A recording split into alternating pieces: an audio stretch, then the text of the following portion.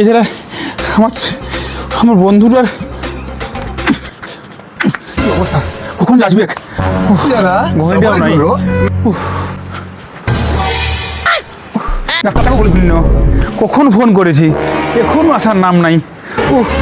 এরকম করে কি রোগ ভালো হবে? আটটু সবুর কর, আসবে।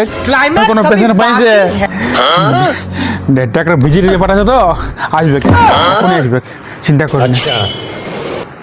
গাড়িটার আওয়াজ পারলি মনে হয় ডাক্তার চলে আসছে।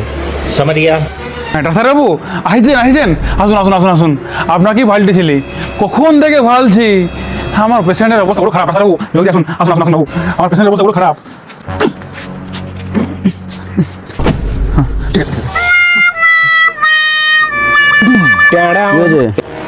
ডাক্তারবাবু, কি যে হয়েছে, শুধু লম্বা হয়ে ঘুমাই থাকছে আর কোনো ঘুমও হচ্ছে নাই।